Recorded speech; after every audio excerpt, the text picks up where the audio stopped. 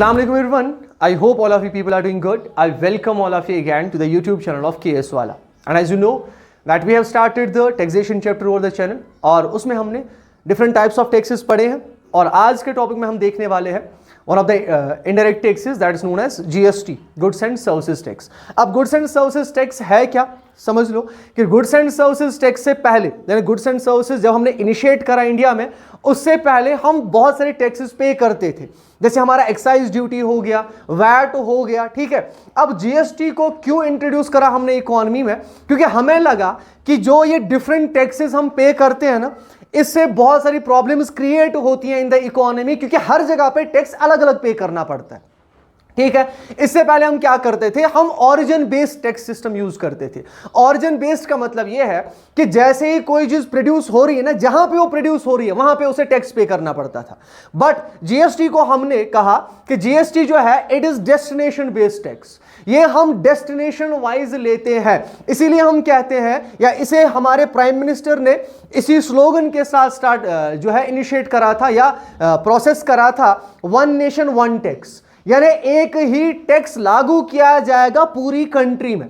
क्योंकि हर एक स्टेट में अलग अलग टैक्सेशन सिस्टम होता था इससे पहले, कि किसी जगह टैक्सेशन सिस्टम जो है उसकी टैक्सेशन रेट जो होती थी वो अलग होती थी, किसी स्टेट में टैक्सेशन रेट अलग होती थी। तो हमारे प्राइम मिनिस्टर को लगा कि नहीं, ये गलत बात है, हमें क्या चाहिए कि यूनिफॉर्म टैक्स सिस्टम चाहिए कि हर जगह पे एक ही टैक्स लागू किया जाए। और उसी के लिए हमने किया जीएसटी को लागू। हमने जीएसटी को लागू क्यों किया? जीएसटी क्यों हमने लागू किया? सो इट मीन्स कि ये इसलिए लागू किया गया था कि जो भी हम डिफरेंट टैक्सेस पे करते हैं, डिफरेंट टैक्सेस फॉर एग्जांपल इससे पहले हम पे करते थे, जैसे वैट हो गया, आपका एक्साइज ड्यूटी हो गया, या आपका सेल्स टैक्स हो गया, ठीक है। जो गुड्स एंड सर्विसेज पे ये सारे टैक्सेस, अलग अलग टैक्सेस लगते थे ना, हमने कहा कि नहीं, हम इन सारे टैक्सेस को कहीं ना कहीं सबज्यूम करें, एक ही टैक्स में डालें इसको, जिसे हमने कहा कि जीएसटी।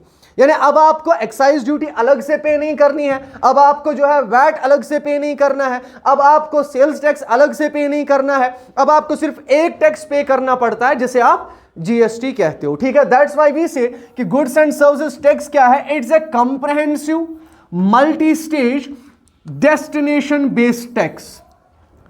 ये डेस्टिनेशन बेस्ड टैक्स का मतलब क्या है कि इससे पहले, जैसे मैंने आपको अभी भी बोला, इससे पहले जब हम टैक्स लेते थे ना, तो टैक्स कहां पे लिया जाता था? जहां पे गुड बनता था ना, वहां पे आपको टैक्स पे करना पड़ता था, ठीक है। बट अब क्या होता है, अब आपको डेस्टिनेशन बेस्ड टैक्स देना पड़ता है, ओरिजिन बेस्ड टैक्स नहीं। यानी जहां जहां गुड पहुंचा वहां वहां पे आपको पे करना पड़ेगा टैक्स। अब इसीलिए इसे हमने कहा कि ये एक सिंगल टैक्स सिस्टम है। अब समझ लो इसके फीचर्स क्या है, कि इस टैक्स सिस्टम से यानी जीएसटी जो हमारा है, इससे हमें क्या क्या फायदे मिले और क्या क्या इससे कम बर्डन कहां पे कम हुआ और कहां कहां पे हमें इससे जो है अच्छी चीजें मिली। पहली चीज, it is single tax system, जो हमने अभी देखा कि अब आपको 10, 15, 20 टैक्सेस अलग अलग पे नहीं करने पड़ते, आप सिर्फ एक टैक्स पे करते हो, जिसे हम जीएसटी कहते हैं। So GST unifies the taxation system by subsuming various central and state taxes. हम क्या करते थे इससे पहले कि जब भी सेंटर जो है वो अलग जो है टैक्स, उसे हमें अलग टैक्स पे करना पड़ता था, स्टेट्स को अलग टैक्स पे करना पड़ता था, और फिर स्टेट्स में भी डिफरेंट टैक्सेस पे करने पड़ते थे, सेंटर में भी डिफरेंट टैक्सेस पे करने पड़ते थे। हमने कहा कि हम एक यूनिफाइड टैक्स सिस्टम बनाएंगे जिसमें दोनों टैक्सेस को क्या किया जाएगा? इंक्लूड किया जाएगा। यानी हम एक बार टैक्स लेंगे, उसमें हम सेंटर के लिए भी टैक्सेशन सिस्टम रखेंगे, सेंटर का टैक्स भी उसी में आएगा, स्टेट का टैक्स भी उसी में आएगा। यानी अब एक पर्सन को सेंटर का टैक्स अलग से पे नहीं करना और स्टेट का टैक्स अलग से पे नहीं करना, अब आप सिर्फ एक टैक्स पे करो, वो खुद ब खुद डिस्ट्रीब्यूट किया जाएगा फिर सेंटर और स्टेट्स के बीच में। इट मींस कि अगर फॉर एग्जांपल समझ लो, इससे पहले अगर मैं गुड ए बेचता था, ठीक है, तो मुझे क्या करना पड़ता था? सेंटर को मुझे अलग 10 रुपीज पे करने पड़ते थे फॉर एग्जाम्पल फॉर टैक्स, और स्टेट को मुझे अलग से 10 रुपीज पे करने पड़ते थे। और इससे प्रॉब्लम यह होती थी कि मुझे जो है अच्छी तरह समझ में नहीं आता था कहां से मैं कितना टैक्स पे कर रहा हूं, कहां कहां पे टैक्स पे कर रहा हूं। लेकिन अब क्या है, जीएसटी ने दोनों को मर्ज किया। जीएसटी ने क्या किया? मर्ज किया। यानी एक कंज्यूमर के लिए आसान हो गया ना, कंज्यूमर को एक साथ कितना भरना है? For example 20 rupees. अब ये 20 रुपीज खुद ब खुद कहां पे शेयर होगा? सेंटर और स्टेट के बीच में। अब आपको अलग से पे नहीं करना है सेंटर और स्टेट को। सबसे पहली चीज ये हुई कि हमने क्या बना दिया, सिंगल टैक्स सिस्टम बना दिया। दूसरी चीज डेस्टिनेशन बेस्ड टैक्स। अब होता क्या था, GST is a destination based tax means it is levied at the point of consumption rather than the point of origin. अब समझ लो, जब मैंने आपको कल भी समझाया कि इनडायरेक्ट टैक्सेस जो होते हैं उनका बर्डन शिफ्ट होता है, और इनडायरेक्ट टैक्सेस का बर्डन जब शिफ्ट होता है वो किस पे पड़ता है, हमने पढ़ा था वो किस पे पड़ता है, एंड कंज्यूमर पे। याद है हमने क्या पढ़ा था, उसका बर्डन किस पे पड़ता है, एंड कंज्यूमर पे। इट मींस कि जो हमारा जीएसटी है ये कहां पे जो है, ये कहां पे करना पड़ता है, at the point of consumption. जब चीज कंज्यूम होती है ना, वहां पे आपको क्या करना पड़ता है, अपना जीएसटी पे करना पड़ता है। तो वो प्रॉब्लम भी सॉल्व हो गई कि अब ऑरिजिन बेस्ड टैक्स हम पे नहीं करते, हम कौन सा बेस्ड टैक्स पे करते हैं, destination based tax. Multi stage tax जो होता है, GST is divided every stage of the production and distribution process, but credit is available for taxes paid at previous stage. अब समझ लो कि जो हमारा जीएसटी है ना, इसे हम डिफरेंट स्टेज पे क्या करते हैं, लेते हैं। डिफरेंट स्टेज का मतलब यह है कि जहां जहां, इसीलिए हमने कहा इसे डेस्टिनेशन बेस्ड टैक्स, कि जैसे हमारा good for example producer sector से मैन्युफैक्चरिंग सेक्टर तक पहुंचता है और मैन्युफैक्चरिंग सेक्टर से मार्केट तक पहुंचता है।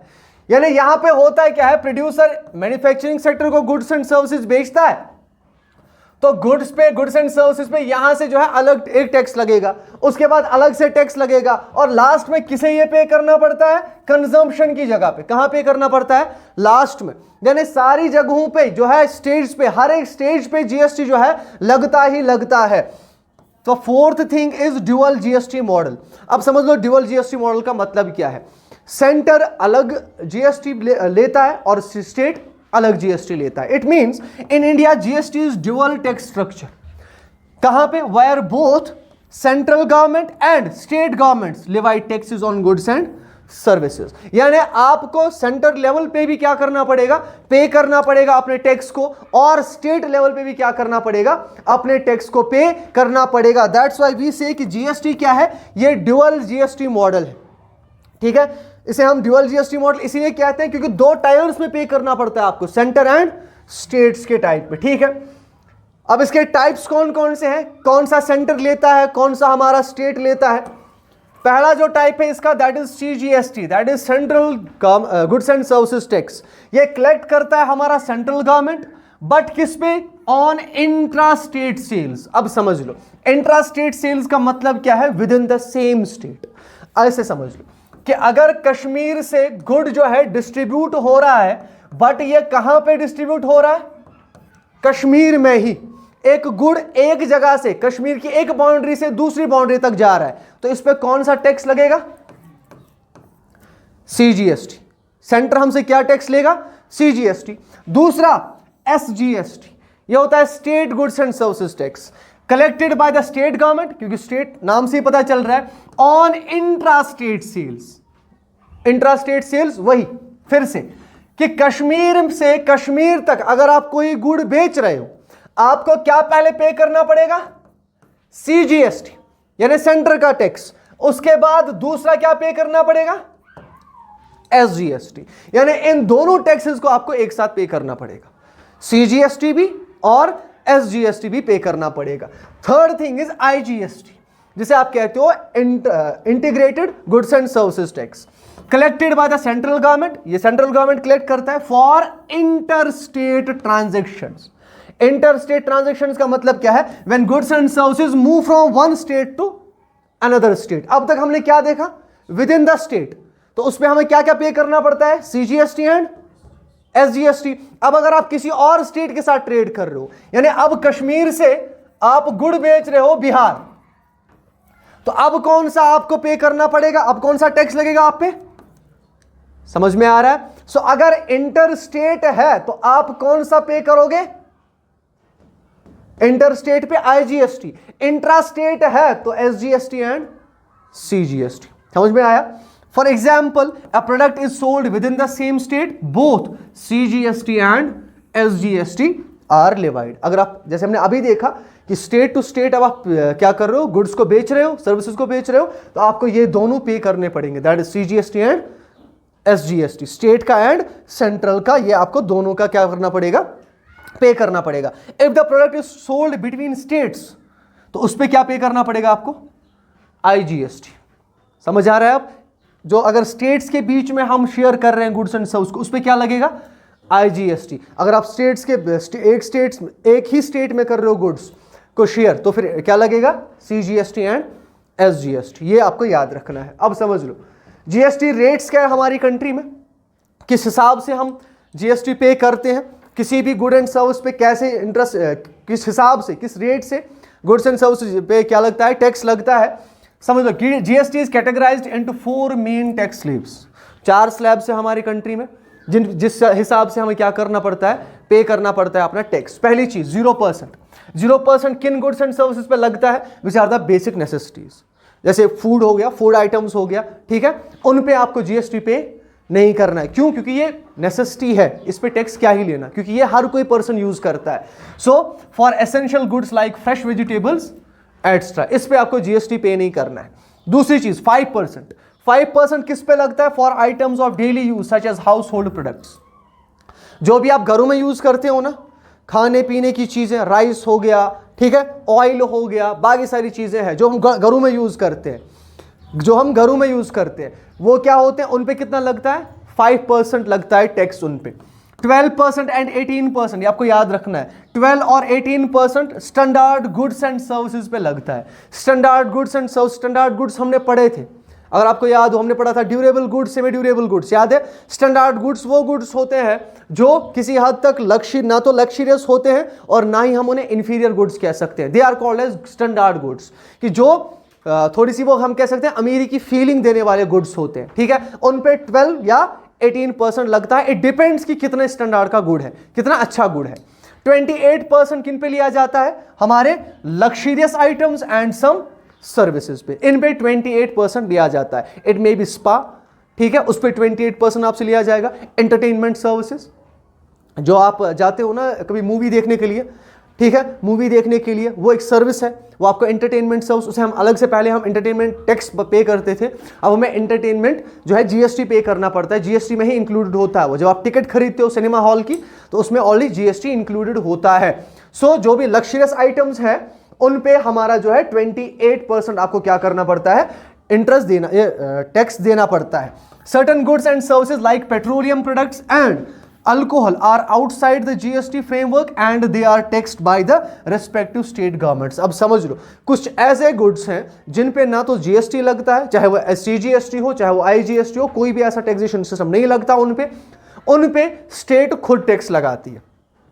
क्यों, क्योंकि पहली चीज कि पेट्रोलियम जो है, ठीक है, जो पेट्रोलियम है या जो हमारा अल्कोहल प्रोडक्ट्स हैं, हमारे अल्कोहल हो गया, पेट्रोलियम प्रोडक्ट्स हो गया हमारे, इट डिपेंड्स कि कितना कंज्यूम हो रहा है वो आपकी कंट्री में, आपके स्टेट में, ठीक है, और किस स्टेट में कितना महंगा बिक रहा है, किस स्टेट में कितना सस्ता बिक रहा है, कितना ट्रांसपोर्टेशन कॉस्ट आता है, ठीक है। क्यों, क्योंकि अगर हम समझ लो फॉर एग्जांपल, दिल्ली से अगर पेट्रोलियम श्रीनगर आ रहा है या कश्मीर आ रहा है, ठीक है, उसमें ट्रांसपोर्टेशन कॉस्ट और ऐड हो जाएगा, ठीक है। और अगर हमें पता है कि यहां पे डिमांड ज्यादा है उस प्रोडक्ट, क्योंकि ये जो है हम कह सकते हैं, देखो पेट्रोलियम प्रोडक्ट्स और अल्कोहल प्रोडक्ट्स, अल्कोहल पहली चीज समझ लो, अल्कोहल जो है ये एक ऐसी चीज है जिससे आप रेवेन्यू जनरेट कर सकते हो बहुत ज्यादा, ठीक है। और इसे हम कहें तो शायद हो सकता है कि गवर्नमेंट इस एंगल से भी सोचता है कि ये एक ऐसी चीज बन चुकी है जो हम कह सकते हैं कि आदत, हैबिट कहते हैं ना जिस चीज को, इसकी हैबिट हो गई है, तो इसको लोग लेंगे महंगा, ठीक है। दूसरी चीज हमारा पेट्रोलियम हो गया,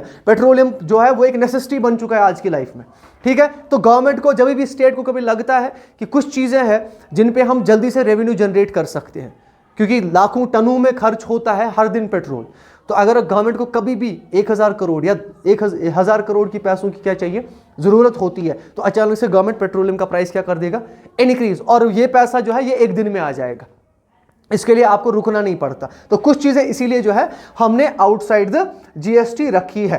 अब समझ लो GST जो है, या GST हम कहेंगे कि कैसे ये फॉर्म हुआ, या GST काउंसिल जो है हमारा, इसे कौन चलाता है, ठीक है। फॉर्मेशन क्या है हमारे GST की, जब हम फॉर्मेशन की बात करते हैं बेटा, तो याद रखना है आपको कि GST जो है या GST काउंसिल जो है, इट्स ए कॉन्स्टिट्यूशनल फाउंडेशन।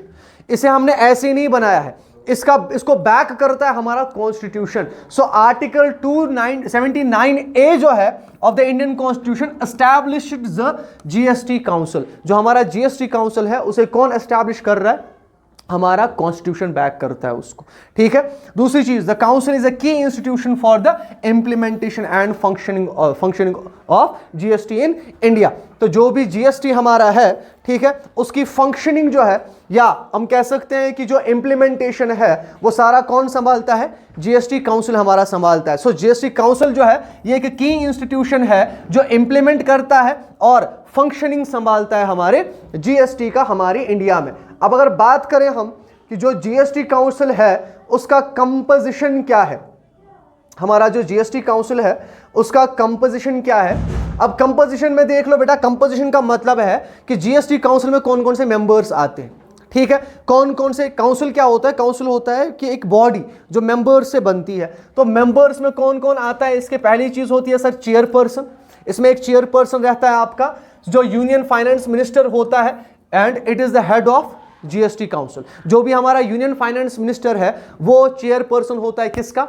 हमारे जीएसटी काउंसिल का। वो देखता है, सारी देखरेख वही करता है। दूसरी चीज मेंबर्स। अब मेंबर कौन कौन होता है इसका? The council includes the finance ministers of all states and union territories. यानी जितनी भी स्टेट्स या जितनी भी यूनियन टेरिटरीज हैं आपकी, उनमें से हर एक स्टेट से या हर एक यूनियन टेरिटरी से एक एक मेंबर लिया जाता है, ठीक है। वो इसमें क्या किया जाता है? एड ऑन किया जाता है। Minister of state for finance, central government is the vice chairperson. Central government एक मिनिस्टर ऑफ फाइनेंस को क्या करती है? चुनती है। किन में से? इन सारे मेंबर्स में से एक पर्सन को चूज किया जाता है बाय द वोटिंग, ठीक है। सो जो भी वोट्स में जिसको ज्यादा वोट्स मिलते हैं वो क्या बनता है? वो आपका वाइस चेयरपर्सन बनता है। ये आपको याद रखना है। फॉर यूनियन टेरिटरीज, अगर देखो यूनियन टेरिटरीज, अगर बहुत सारी ऐसी यूनियन टेरिटरीज हैं या बहुत सारे ऐसे हमारी जगह हैं जहां पे लेजिस्लेचर नहीं है। लेजिस्लेचर का मतलब ये है कि जहां पे पार्लियामेंट ही नहीं है, ठीक है। वहां से कैसे किसी को ये रिप्रेजेंट किया जाता है? तो वहां से हम क्या करते हैं? वहां से लेफ्टिनेंट गवर्नर किसी को भी अपॉइंट करता है एज रिप्रेजेंटेटिव। सो लेफ्टिनेंट गवर्नर जो है वो किसी भी मेंबर को एज रिप्रेजेंटेटिव क्या कर सकता है? चुन सकता है और मेंबर बना सकता है किसका? हमारे जीएसटी काउंसिल का। ये आपको याद रखना है कि जीएसटी काउंसिल की फॉर्मेशन क्या है और उसके साथ साथ जीएसटी काउंसिल जो है उसके कौन कौन से मेंबर्स हैं। होपफुली आपको यहां तक जो है सारी चीजें समझ में आई हो। मिलते हैं आपके साथ नए टॉपिक में। तब तक के लिए अपना ख्याल रखिएगा, अपने घर वालों का ख्याल रखिएगा। अल्लाह हाफिज।